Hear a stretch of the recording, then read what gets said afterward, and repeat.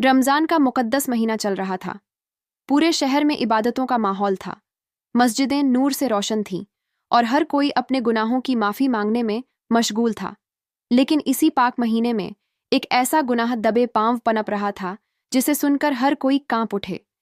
शहर के सबसे मशहूर मदरसे जामिया नूरुल इस्लाम में रोज़ा इफ्तार के बाद कुरान की तिलावत और तकरीर का सिलसिला चलता था। मौलाना तारिक इस मदरसे के सबसे इज्जतदार और बुजुर्ग उस्ताद माने जाते थे। उनकी बातें लोगों के दिलों को छू जाती। उनके तसव्वुर से हर कोई रो पड़ता। लेकिन इस सफ़ेद दाढ़ी और पाक लिबास के पीछे एक ऐसा राज छिपा था जिसे जानकर हर कोई दहल उठता। इस मदरसे में हिना नाम की एक 17 साल की लड़की पढ़ती थी। मासूमियत उसके चेहरे से झलकती थी। हर वक्त अल्लाह के जिक्र में मशगूल रहने वाली हिना कुरान हिफ्स करने की कोशिश में लगी हुई थी। लेकिन उसे क्या मालूम था कि जिस मौलाना की बातें वह दिल से सुनती है, वही मौलाना उसकी इज्जत को नापाक नज़रों से देख रहा था।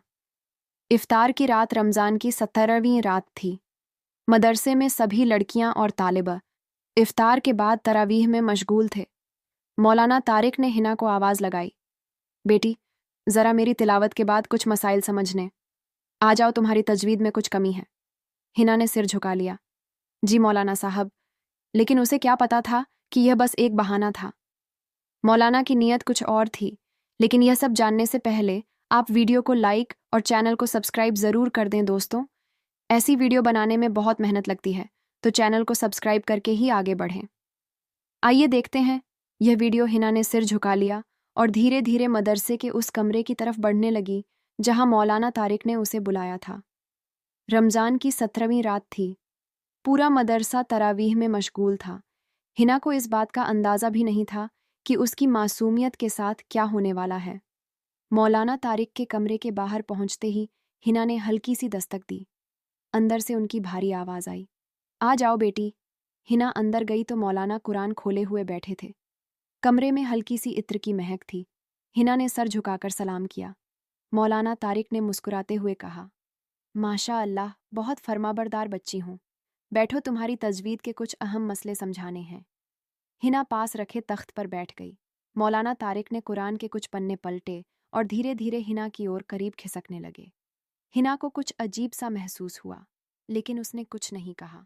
मौलाना की आंखों में अजीब सी चमक थी। बेटी, रमज़ान में नेकियां कई गुना बढ़ जाती हैं। अल्लाह से अपना रिश्ता और गहरा कर लो। मौलाना ने हिना की ओर देखते हुए कहा। हिना ने सिर हिलाया। जी मौलाना साहब। अचानक मौलाना तारिक ने हिना का हाथ पकड़ लिया। तुम बहुत अच्छी बच्ची हो हिना। तुम्हारा दिल बहुत पाक है। अल्लाह तुमसे बहुत खुश होगा। हिना से हर उठी। उसका दिल जोर जोर से धड़कने लगा। उसने अपना हाथ छुड़ाने की कोशिश की, लेकिन मौलाना की पकड़ मजबूत थी। बेटी, अल्लाह के नज़दीक जाने के कुछ खास रास्ते होते हैं, मौलाना ने फुसफुसाते हुए कहा। हिना की आंखों में डर साफ दिखने लगा। उसे समझ नहीं आ रहा था कि यह सब क्या हो रहा है। उसकी रूह कांप उठी। हिना की सांसें तेज हो गईं।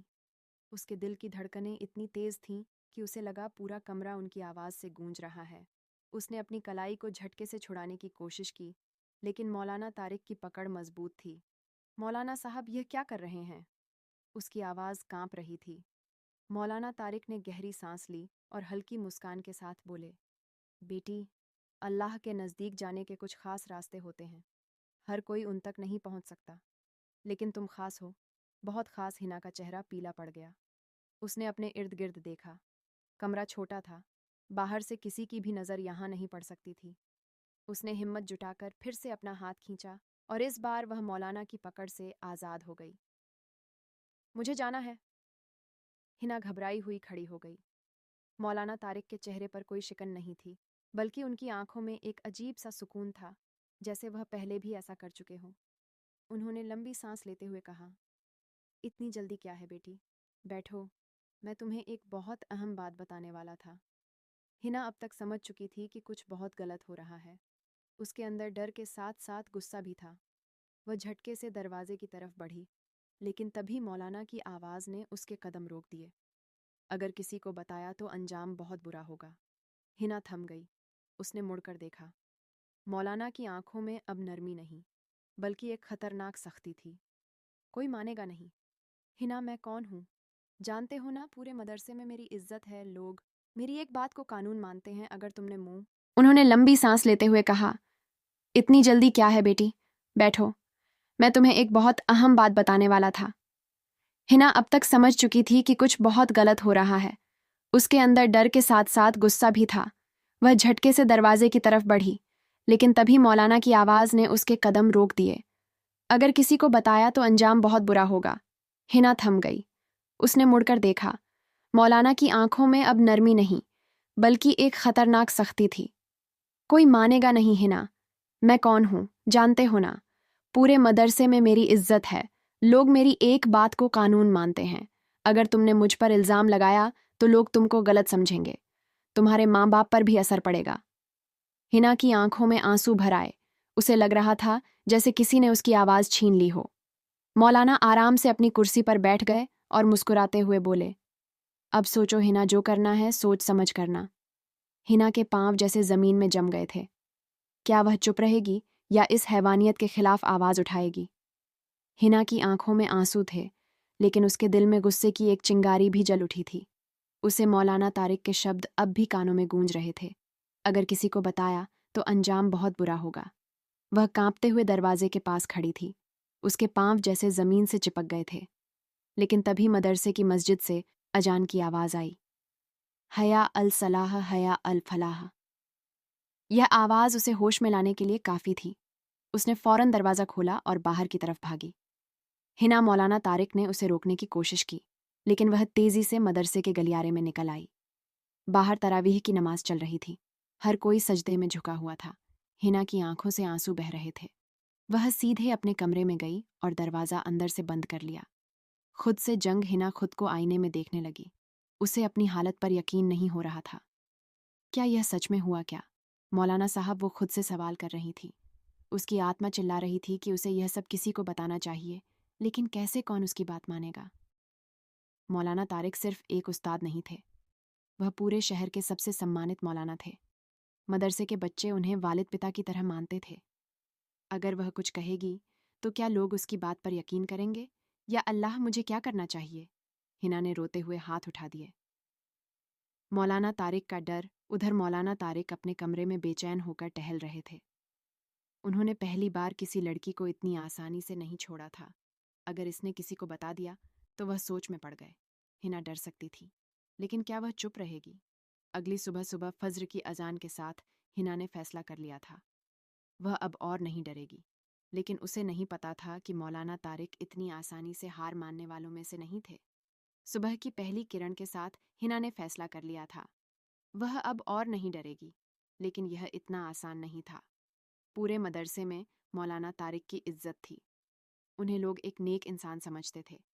अगर हिना कुछ कहती तो क्या कोई उसकी बात मानता? मौलाना की साजिश मौलाना तारिक अच्छी तरह जानते थे कि हिना चुप नहीं रहेगी। उन्हें इस मसले को दबाने के लिए कुछ करना था। उन्होंने फौरन मदरसे के नाजिम मुख्य संचालक को बुलाया और कहा, मुझे हिना के बारे में एक बहुत अहम बात बतानी है। नाजिम ने हैरानी से पूछा, क्या हुआ मौलाना साहब? मौलाना ने गहरी सांस ली और नकली अफसोस जताते हुए बोले, हिना के आचरण को लेकर कुछ परेशानी है। रात मुझे पता चला कि वह कुछ गलत हरकतों में शामिल है। मुझे शक है कि वह किसी के साथ गलत ताल्लुक रखती है।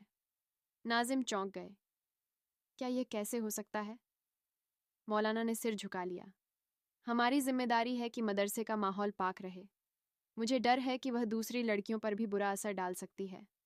हमें इसे रोकना होगा। अब नाजिम के मन में भी शक पैदा हो गया। मौलाना तारिक ने चालाकी से हिना पर इल्ज़ाम लगा दिया था, ताकि अगर वह कुछ कहे तो लोग उसी को गलत समझें। हिना पर इल्ज़ाम। जौहर की नमाज के बाद अचानक हिना को मदरसे के दफ्तर में बुलाया गया। जब वह वहां पहुंची तो नाजिम और कुछ उस्ताद पहले से मौजूद थे। नाजिम ने सख्त लहजे में कहा, हिना, क्या तुम हमें कुछ बताना चाहोगी?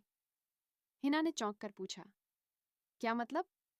मौलाना तारिक ने नकली गुस्से के साथ कहा, हम सब जानते हैं कि तुम्हारा चाल चलन ठीक नहीं है। हमें खबर मिली है कि तुम किसी गलत रास्ते पर हो। हिना को यकीन ही नहीं हुआ। उसकी आंखें फटी रह गईं। यह झूठ है, मैंने कुछ गलत नहीं किया। वह चीख पड़ी, लेकिन मौलाना की बात पर यकीन करने वाले लोग ज्यादा थे। हर कोई हिना को शक की नज़र से देखने लगा। अब क्या होगा? हिना की पूरी दुनिया अंधेरे में डूब गई थी। अब अगर वह सच्चाई बताती तो लोग उसे ही गुनहगार समझते। क्या हिना हार मान जाएगी या वह इस झूठ से लड़ने के लिए कोई रास्ता निकालेगी? हिना के कानों में मौलाना तारिक के झूठे इल्जाम गूंज रहे थे। हिना का चाल चलन ठीक नहीं है। हमें शक है कि वह किसी गलत रास्ते पर है। उसका पूरा शरीर सुन्न पड़ चुका था। चारों तरफ उसे अजनबी चेहरे दिखाई दे रहे थे, जो उसे हिकारत भरी नजरों से देख रहे थे। वह चीखना चाहती थी, सच बताना चाहती थी, लेकिन कोई उसकी बात सुनने के लिए तैयार ही नहीं था। हिना की बेबसी। आप लोग मेरी बात क्यों नहीं सुन रहे? हिना की आवाज कांप रही थी। मौलाना तारिक ने नकली अफसोस जताते हुए कहा, बेटी, अगर तुमने कोई गलती की है तो तौबा कर लो। अल्लाह माफ करने वाला है, लेकिन झूठ मत बोलो। हिना की आंखों में आंसू आ गए। यह कैसा इंसाफ था? जिसने गुनाह किया वही आज पाक साफ बना बैठा था, और जो बेगुनाह थी उसे ही गुनहगार ठहराया जा रहा था। मौलाना की साजिश गहरी होती जा रही थी। अब मदरसे की दूसरी लड़कियों को भी यह बातें पता चलने लगी थीं। हिना जब भी उनके पास जाती वे उससे कतराने लगती। उसके साथ बैठने से भी लोग घबराने लगे थे। शाम को जब वह अपने कमरे में गई तो उसकी सहेली समीहा ने भी उससे दूरी बना ली। हिना, मुझे नहीं पता कि सच्चाई क्या है, लेकिन अगर मौलाना साहब कुछ कह रहे हैं तो ऐसा कोई ना कोई मसला तो होगा ही। समीहा की आवाज में शक था। हिना के पैरों तले से जमीन खिसक गई। तुम भी मुझ पर शक कर रही हो? समीहा ने चुप्पी साध ली। क्या हिना हार मान लेगी? अब उसके पास दो रास्ते थे। या तो वह इस इल्जाम को सहकर चुपचाप रह जाए, या फिर वह पूरी ताकत से सच को साबित करने की कोशिश करे। लेकिन अगर वह लड़ी तो क्या कोई उसकी मदद करेगा? क्या कोई मौलाना तारिक के खिलाफ खड़ा होगा, या फिर उसे अपनी लड़ाई खुद ही लड़नी पड़ेगी? हिना के लिए मदरसे की जिंदगी अब जहन्नुम बन चुकी थी। जिस जगह को उसने इबादत और इल्म का घर समझा था, वहीं अब उसके लिए सबसे बड़ा इम्तिहान बन गया था। हर कोई उससे दूर भागने लगा था। कुछ लोग उसे घिनौनी नजरों से देखते, कुछ उसके सामने कानाफूसी करते, और कुछ सीधा ताने मारते। ऐसी लड़कियां ही इस्लाम का नाम बदनाम करती हैं। मौलाना तारिक जैसा नेक इंसान झूठ नहीं बोल सकता। हिना अब समझ चुकी थी कि मौलाना तारिक ने सिर्फ उसे डराया ही नहीं, बल्कि उसकी पूरी इज्जत को मिट्टी में मिलाने की तैयारी कर ली थी। रात को हिना अपनी चारपाई पर बैठी रो रही थी। वह सोच रही थी कि आखिर वह क्या करे, लेकिन फिर उसके अंदर एक अलग तरह का एहसास जाग उठा। गुस्सा। मैं डर कर चुप क्यों रहूं? मैंने कोई गुनाह नहीं किया। गुनाहगार वो मौलाना तारिक है। अगर मैं चुप रही तो वह किसी और के साथ भी यही करेगा। उसकी आंखों में आंसू थे, लेकिन इस बार वे आंसू सिर्फ दर्द के नहीं थे। वे एक लड़ाई की शुरुआत के थे। अगली सुबह हिना ने फैसला कर लिया कि अब वह इस जुल्म के खिलाफ आवाज उठाएगी। लेकिन वह जानती थी कि सिर्फ बोलने से कुछ नहीं होगा। उसे सबूत चाहिए था। मौलाना तारिक बहुत चालाक था। उसने पहले ही उसके खिलाफ झूठ फैला दिए थे। अगर हिना बिना सबूत के कुछ कहती तो शायद उसे मदरसे से निकाल दिया जाता। अब सवाल यह था, हिना कैसे साबित करेगी कि मौलाना तारिक ही गुनहगार है? क्या उसके पास कोई रास्ता था? हिना ने ठान लिया कि वह इस लड़ाई को अधूरा नहीं छोड़ेगी। हिना अब टूटने के बजाय लड़ने के लिए तैयार थी, लेकिन उसे पता था कि सिर्फ हिम्मत से कुछ नहीं होगा, उसे सबूत जुटाने होंगे। पहली कोशिश। हिना ने सबसे पहले उन लड़कियों से बात करने की कोशिश की जो कभी मौलाना तारिक के करीब रही थी। उसने समीहा से पूछा, तुमने कभी महसूस किया कि मौलाना तारिक कुछ अजीब हरकतें करते हैं? समीहा थोड़ा घबराई। क्या मतलब? मतलब यह कि क्या उन्होंने कभी तुम्हें गलत तरीके से छूने की कोशिश की? समीहा तुरंत चुप हो गई। उसकी आंखों में डर झलकने लगा। हिना समझ गई कि समीहा को भी कुछ न कुछ पता है। उसने धीरे से कहा, सच बोलने से डरना मत। अगर हम चुप रहे तो वह और लड़कियों के साथ भी यही करेगा। समीहा ने इधर उधर देखा और फुसफुसाकर कहा, मुझे उनके पास जाने से हमेशा डर लगता था, लेकिन मैंने कभी किसी से कुछ नहीं कहा। एक और सबूत। हिना को अब यकीन हो गया था कि वह अकेली नहीं है, और शायद दूसरी लड़कियां भी मौलाना तारिक की असलियत जानती थीं, लेकिन डर के मारे कुछ नहीं कहती थीं। अब हिना ने दूसरी कोशिश की। मौलाना तारिक के कमरे में घुसने की रात के वक्त जब सब सो रहे थे, हिना चुपके से मौलाना तारिक के कमरे की तरफ बढ़ी।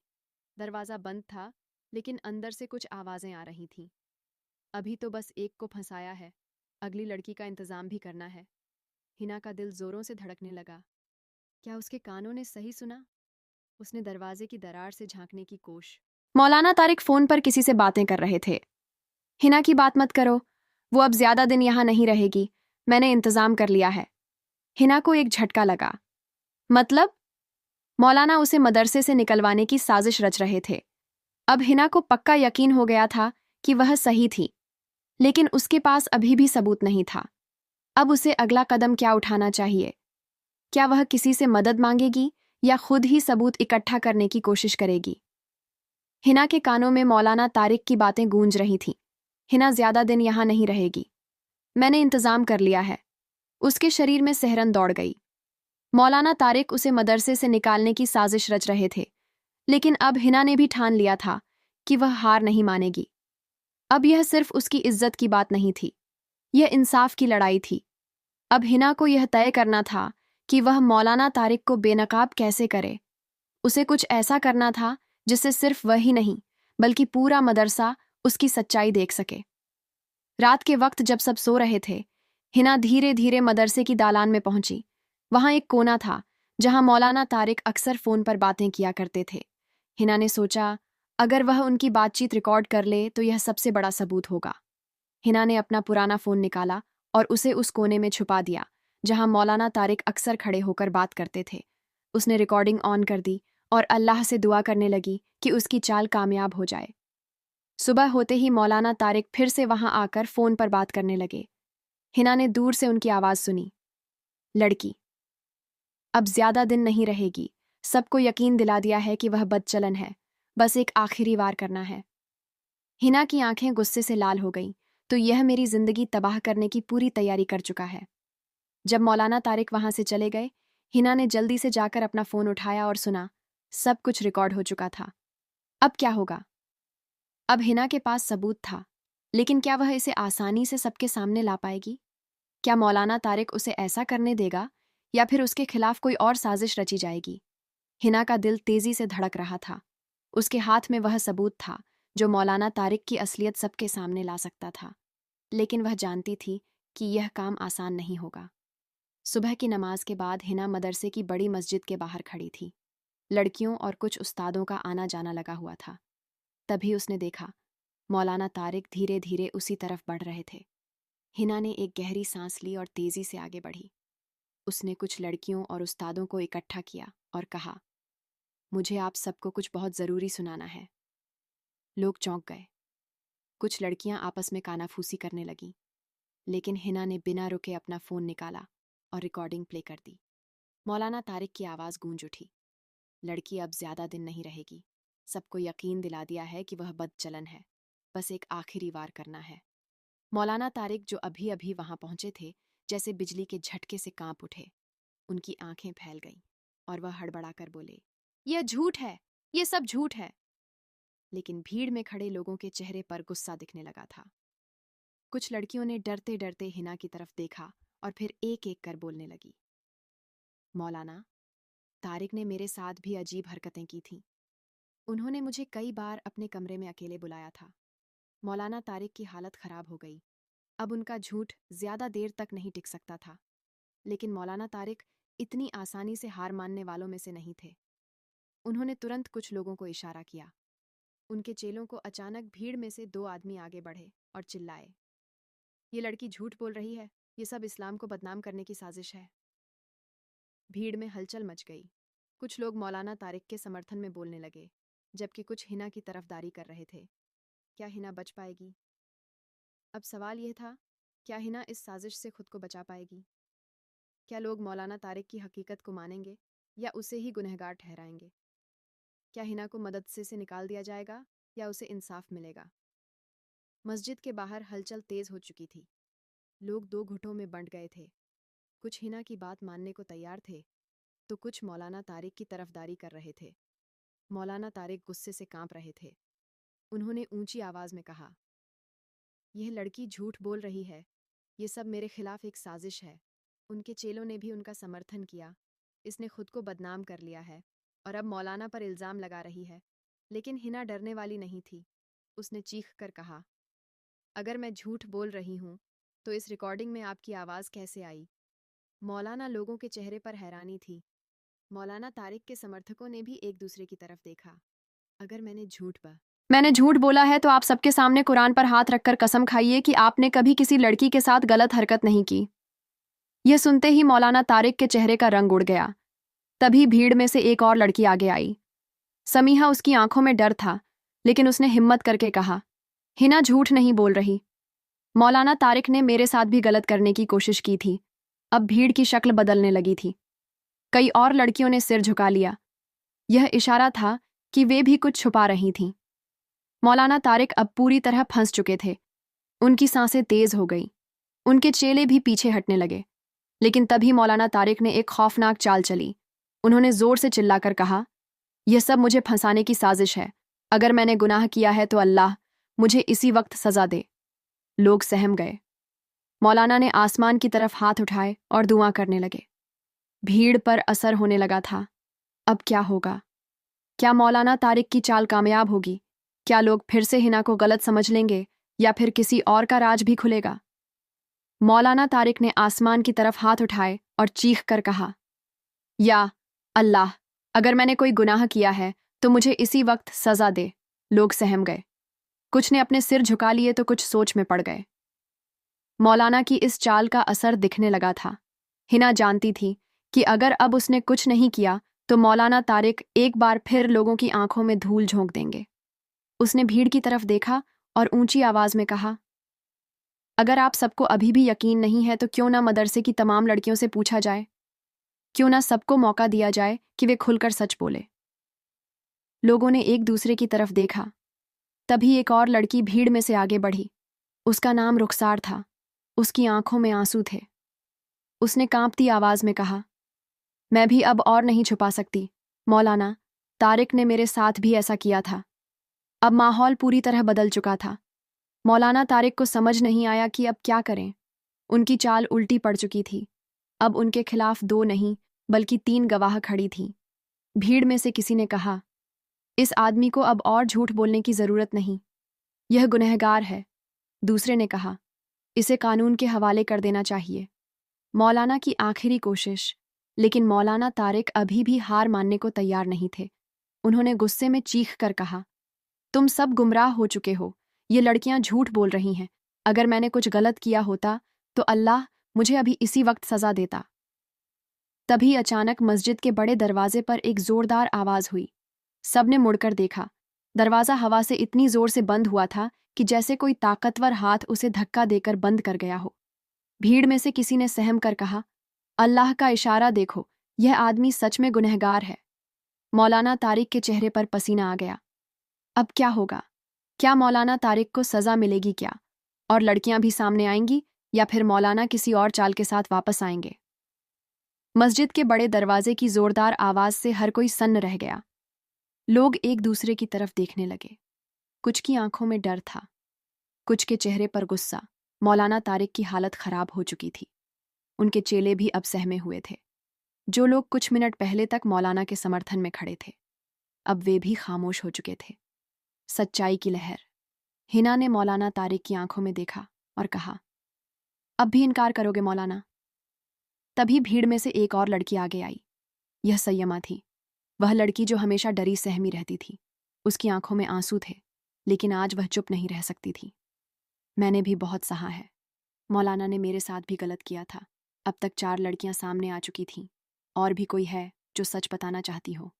हिना ने तेज आवाज में पूछा। तभी भीड़ में से 2 और लड़कियां आगे बढ़ गईं। हम भी गवाही देंगे। अब हालात पूरी तरह बदल चुके थे। मौलाना की बेशर्मी। लेकिन मौलाना तारिक अब भी अपनी जिद पर अड़े हुए थे। वह चीख कर बोले, तुम सब झूठ बोल रही हो। ये इस्लाम के खिलाफ साजिश है। ये सब शैतान के बहकावे में आ गई हैं। लेकिन अब लोग उनकी बातों में आने वाले नहीं थे। एक बुजुर्ग आदमी आगे बढ़ा और गुस्से से बोला, इस्लाम को तुम जैसे दरिंदों से खतरा है। मौलाना, अल्लाह ने तुम्हारी सच्चाई सबके सामने ला दी है। भीड़ में से किसी ने कहा, इसे पुलिस के हवाले करो। भागने की कोशिश। मौलाना तारिक ने हालात बिगड़ते देख भागने की कोशिश की, लेकिन भीड़ ने उन्हें घेर लिया। अब उनके पास कोई रास्ता नहीं था। तभी मदरसे का एक उस्ताद आगे बढ़ा और गुस्से से बोला, इसे अब और छूट नहीं मिलनी चाहिए। मदरसे की इज्जत बचाने के लिए इसे कानून के हवाले करो। लोगों ने मौलाना तारिक को पकड़ लिया। अब क्या होगा? क्या मौलाना तारिक को उसके गुनाहों की सज़ा मिलेगी क्या? और लड़ रमज़ान की भी तौहीन की इस पर सख्त कार्रवाई होनी चाहिए। तभी मदरसे के कुछ पुराने दस्तावेज निकाले गए। इनमें कुछ ऐसी बातें थीं जो अब तक किसी को नहीं पता थीं। मौलाना तारिक पहले भी कुछ इलाकों में मदरसे बदल चुके थे, लेकिन उनकी हरकतें वहीं थीं। अब सच्चाई पूरी तरह सामने थी। मौलाना तारिक ने अचानक अपने गले से तावीज़ निकाला और ज़मीन पर फेंक दिया। ये लो, अगर मैं गुनहगार हूं तो अल्लाह मुझे इसी वक्त सजा देगा। भीड़ थोड़ी देर के लिए ठहर गई, लेकिन तभी हिना ने अपनी उंगली से मौलाना की तरफ इशारा किया और कहा, अल्लाह की सजा का इंतजार मत करो, गुनहगार को इंसानी कानून भी सजा देता है। तभी पीछे से एक पुलिस की गाड़ी आई। लोगों ने मौलाना को घेर कर पुलिस के हवाले कर दिया। अब सबकी आंखों में सिर्फ एक सवाल था, क्या मौलाना तारिक को उसकी असली सजा मिलेगी? मौलाना तारिक को पुलिस की गाड़ी में डाल दिया गया, लेकिन उसकी आंखों में अभी भी नफरत झलक रही थी। तुम सबको इसका अंजाम भुगतना पड़ेगा, उसने चीखते हुए कहा। लेकिन अब उसकी बातों का किसी पर कोई असर नहीं हो रहा था। हिना, रुसार सय्यमा और बाकी लड़कियां अब पहली बार खुद को आज़ाद महसूस कर रही थीं। उन्होंने एक दूसरे की तरफ देखा और आंसुओं के साथ मुस्कुरा दी। हमने हार नहीं मानी, हम सच के लिए लड़े, हिना ने कहा। बुजुर्ग लोगों ने भी उनकी हिम्मत की तारीफ की। तुम लोगों ने बहुत बड़ा काम किया है। अगर पहले ही किसी ने आवाज उठाई होती तो ना जाने कितनी मासूम जानें बच सकती थीं। मदरसे के बाकी उस्ताद अब सोच में पड़ गए थे। अब क्या होगा? मौलाना का नाम इस मदरसे से जुड़ा रहा है, इससे हमारी साख को नुकसान पहुंचेगा। तभी एक बुजुर्ग आलिम ने कहा, मदरसे की इज्जत किसी एक इंसान की वजह से खत्म नहीं होती, बल्कि गलत लोगों को सजा देने से इसकी साख और भी बढ़ती है। अब हमें इसे शुद्ध करना होगा। अगले दिन पुलिस स्टेशन से खबर आई, मौलाना तारिक के खिलाफ कई लड़कियों ने लिखित बयान दे दिए थे। पुलिस ने जब गहराई से जांच की तो पता चला कि मौलाना तारिक पहले भी कई शहरों में मदरसों में तैनात रह चुका था और हर जगह उसके खिलाफ शिकायतें थीं। लेकिन रसूखदार लोग उसे बचा लेते थे। लेकिन इस बार ऐसा नहीं होगा। हिना और बाकी लड़कियां अब अदालत जाने की तैयारी कर रही थीं। अब हम पीछे नहीं हटेंगे, हम इसे इसकी सजा दिलवा कर रहेंगे। लोगों में जागरूकता फैलने लगी।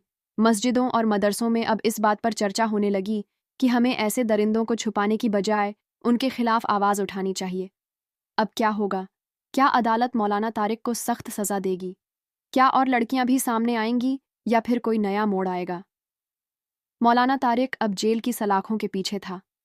वह जो कभी अपने रुतबे पर घमंड करता था, आज एक मामूली कैदी बन चुका था। अदालत में केस तेजी से आगे बढ़ रहा था। हिना, रुसार सय्यमा और दूसरी लड़कियां अपनी पूरी ताकत से लड़ीं। हर गवाही, हर सबूत मौलाना तारिक के गुनाहों को उजागर कर रहा था। जज ने गवाही सुनने के बाद मौलाना तारिक की तरफ देखा और कहा, तुमने मजहब के नाम पर मासूम बच्चियों का शोषण किया, अल्लाह के नाम को बदनाम किया।